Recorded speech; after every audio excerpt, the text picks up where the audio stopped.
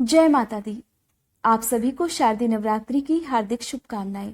माता रानी आप और आपके परिवार की सदा रक्षा करें। माँ भगवती का 5वां अवतार है माँ स्कंद माता, और आज की इस वीडियो में मैं आपको बताऊंगी माँ स्कंद माता का प्रिय रंग कौन सा है, प्रिय भोग कौन सा है, पूजा करते समय किन किन विशेष मंत्रों का जाप आज के दिन आपको करना चाहिए। 4 भुजाओं वाली स्कंद माता ने अपनी दाहिनी तरफ की भुजा में भगवान स्कंद को गोद में उठा रखा है और दाहिनी तरफ की नीचे वाली भुजा में कमल का फूल धारण करती हैं। बाईं तरफ की ऊपरी भुजा आशीर्वाद देने की मुद्रा में, तो नीचे वाली भुजा में भी कमल का फूल धारण करती हैं। माँ स्कंद माता शेर की सवारी करती हैं और कमल के आसन पर भी ये देवी विराजमान होती हैं, इसीलिए इन्हें पद्मासना देवी भी कहा जाता है। स्कंद माता का प्रिय रंग होता है पीला और इन्हें भोग में केले का भोग बहुत प्रिय होता है। आप भोग में चाहें तो कोई भी पीला फल या आप चाहें तो इलायची, पान, सुपारी का भोग भी आज के दिन स्कंद माता को अर्पित कर सकते हैं। स्कंद माता संतान की रक्षा करने के साथ साथ संतान सुख भी प्रदान करती हैं। इनकी पूजा करने से स्वास्थ्य संबंधी अगर कोई भी परेशानी है तो वो भी दूर हो जाती है। अगर आत्मविश्वास में कमी हो तो स्कंद माता की पूजा करनी चाहिए। साथ ही स्कंद माता की पूजा करने से आने वाले संकट भी दूर हो जाते हैं। नवरात्रि की पंचमी तिथि को जो भी भक्त स्कंद माता की पूजा करता है उसे माँ इच्छा अनुसार फल अवश्य प्रदान करती हैं, साथ ही उन पर सदा अपना आशीर्वाद भी बनाए रखती हैं। इनकी पूजा करने से यश, बल और धन भी प्राप्त होता है। अगर आज के दिन अपने मन को पूरी तरह से एकाग्र करके स्कंद माता की पूजा की जाए तो फिर ऐसे भक्तों को किसी प्रकार की कोई परेशानी, कोई दुख, कोई कष्ट, बाधा नहीं सताती। स्कंद माता अपने पुत्र से बहुत प्रेम करती हैं और स्कंद भगवान को कार्तिकेय भगवान का ही रूप माना जाता है। जब धरती पर राक्षसों का अत्याचार बढ़ा तब स्कंद माता ने शेर पर सवार होकर सभी दैत्यों का संहार किया था। स्कंद माता को अपना नाम अपने पुत्र के साथ जोड़ना बहुत प्रिय है, इसी कारण इन्हें स्नेह और ममता की देवी भी कहा जाता है। स्कंद माता की पूजा कैसे करें? सबसे पहले आप स्नान कर लीजिए। साफ स्वच्छ पीले रंग के या हल्के रंग के वस्त्रों का प्रयोग आज के दिन आपको करना चाहिए। फिर हाथ में जल, पुष्प या अक्षत लेकर स्कंद माता की पूजा और व्रत का संकल्प लेना चाहिए। आपको नवरात्रि के हर दिन माता का नाम लेकर माता के स्वरूप को ध्यान में रखकर व्रत का संकल्प या पूजा का संकल्प जरूर लेना चाहिए। इसके बाद अपने मंदिर में गंगा जल छिड़ककर स्कंद माता को पीले रंग के फूल या पीले रंग के फल अर्पित करने चाहिए।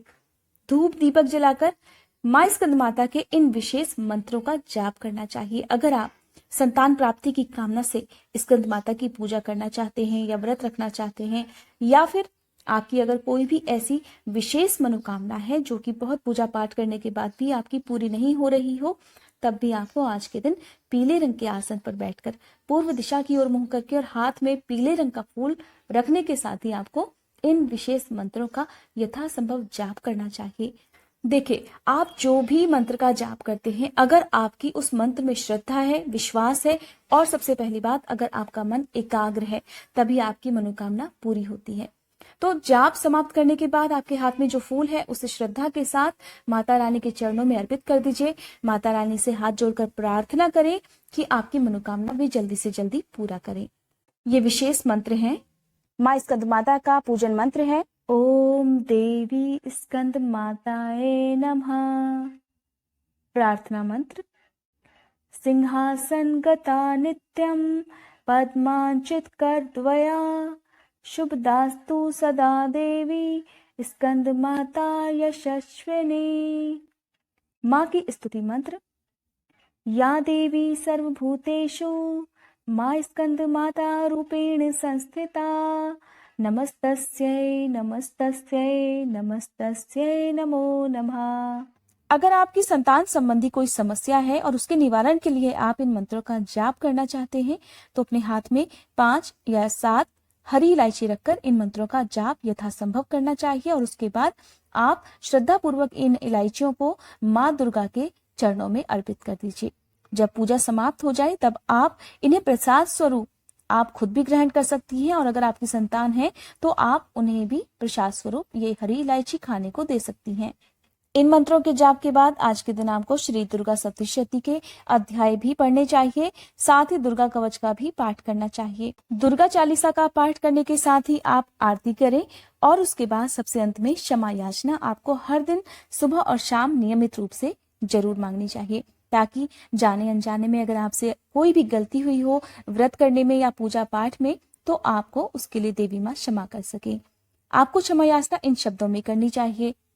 हे परमेश्वरी, मेरे द्वारा रात दिन सहस्त्रों अपराध होते रहे हैं, अतः आप मुझे अपनी सेवक समझकर कृपा पूर्वक मेरे उन अपराधों को क्षमा करो। न तो मैं आह्वान करना ही जानती हूँ, न विसर्जन करना ही जानती हूँ और न पूजा ही करना जानती हूँ। हे परमेश्वरी, मुझे क्षमा करो। हे सुरेश्वरी, मैंने जो मंत्रहीन, क्रियाहीन और भक्तिहीन पूजन किया है वह सब आपकी दया से पूर्ण हो। सैकड़ों अपराध करके भी भक्त आपकी शरण में आकर केवल जगदम्ब कहकर ही मोक्ष को प्राप्त करते हैं, जिसे ब्रह्मादि देवगण भी पाने में असमर्थ होते हैं। हे जगदम्बिके, मैं अपराधी हूँ किंतु आपकी शरण में आई हूँ, अतः इस समय मैं दया की पात्र हूँ। तुम जैसा चाहो वैसा करो। अज्ञानवश या बुद्धि भ्रम होने के कारण भूल से जो कुछ भी मैंने कम या अधिक कर दिया हो, हे देवी, हे परमेश्वरी, सब अपराध क्षमा करो और प्रसन्न हो। हे जगन्माता, हे कामेश्वरी, सच्चिदानंद स्वरूपिणी परमेश्वरी, आप प्रेम पूर्वक मेरी यह पूजा स्वीकार करो और मुझ पर प्रसन्न हो। आप गुप्त से भी गुप्त वस्तु की रक्षा करने वाली हो। आप मेरे किए हुए इस जप को ग्रहण करके मेरे सभी अपराधों को क्षमा करो। हे देवी, हे महेश्वरी, आपकी कृपा से मुझे सिद्धि की प्राप्ति हो। इस तरह पूजा करके आप अपना व्रत भी प्रारंभ कर सकते हैं। नवरात्रि के दिनों में आपको अपने घर के मुख्य द्वार पर शाम के समय एक दिया जरूर जलाकर रखना चाहिए। अगर आपने अपने घर पर अखंड ज्योत जला रखी है या कलश की स्थापना की हुई है, तो आपको नियमित रूप से कलश की पूजा और अखंड ज्योत की पूजा भी करनी चाहिए। कलश में वास करने वाले सभी देवी देवताओं का ध्यान करना चाहिए, सभी नवग्रहों का ध्यान करना चाहिए और इसके साथ ही अपने सभी आराध्य देवी देवताओं का ध्यान करके अपने कुल देवी देवताओं का भी ध्यान करना चाहिए। ये थी आज की वीडियो। अगर आप सुनना चाहते हैं स्कंद माता की कथा के बारे में, तो मेरे आने वाली वीडियोस का नोटिफिकेशन पाने के लिए आप मेरे चैनल को सब्सक्राइब भी कर सकते हैं।